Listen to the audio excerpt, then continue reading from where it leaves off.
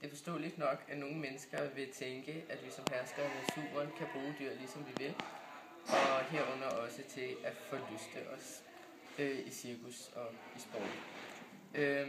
Men samtidig så har vi jo også en pligt til at passe på dyrene og sørge for, at de ikke bliver belastet, og vi skal behandle dem med respekt.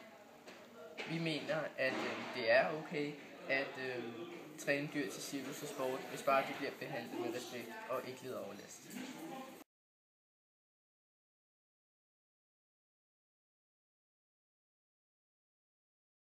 Ja, det synes jeg, fordi at de kender ikke til andet, så jeg tror ikke, de tager skade.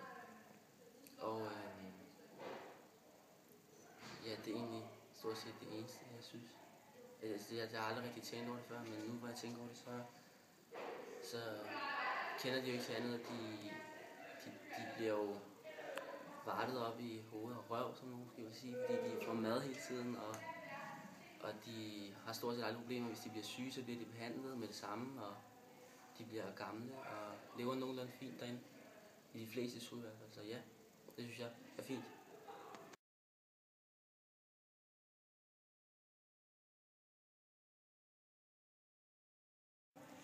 Nogle mennesker de vil nok tænke, at det er helt okay, da kæledyr og dyr i det hele taget er der for menneskets skyld, til menneskets fornøjelse, og det bare er ærgerligt, hvis man ikke har tid til at passe dem mere.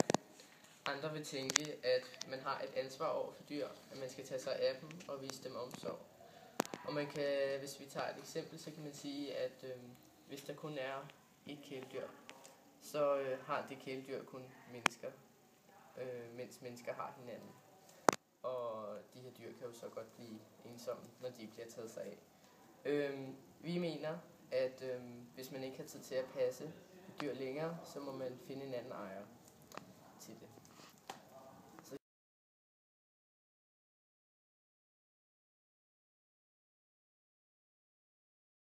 Så længe dyret ikke lider nogen form for last, eller så længe det ikke har kendt til bedre steder, såsom hvis det har levet frit, og så er i fangenskab,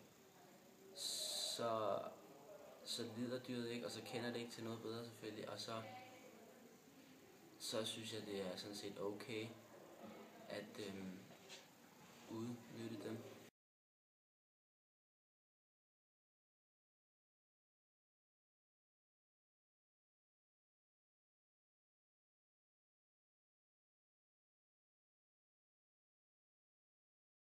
Ja, det er sådan set i orden, fordi det er bedre, at det er dyr, vi bruger nye behandlingsformer på, og bruger til at udvikle medicin end mennesker.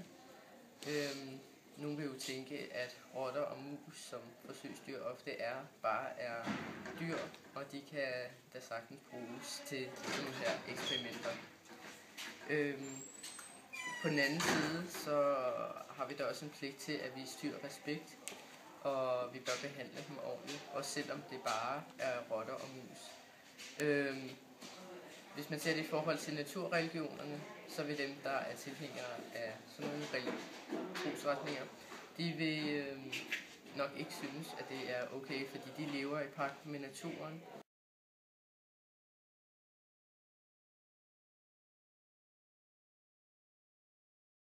Min personlige mening er ja, det er der. Hvis du for eksempel tager et eksempel om, at du skal bygge et træhus, og du har valget mellem at bruge en stor og stærk elefant som hjælp, eller en lille abe, så tror jeg, at de fleste nok vil tage elefanten. Så derfor så er der nogle dyr, der gør mere gavn end andre, hvilket det betyder, at der er forskel, ligesom der er forskel på folk. Så derfor så synes jeg, det er i orden at udnytte nogle dyr mere end andre, hvis man kan sige sådan. Hvilke dyr for eksempel? For eksempel er der jo mange, der udnytter elefanter til byggeri, og der er mange, der bruger rotter og sådan noget, og mus som forsøg og sådan nogle ting. Og det synes jeg egentlig er rimelig okay, fordi at rotter gør mere skade end gavn, tror jeg. Men selvfølgelig, de skal være der, men de gør nok mere skade end gavn for os.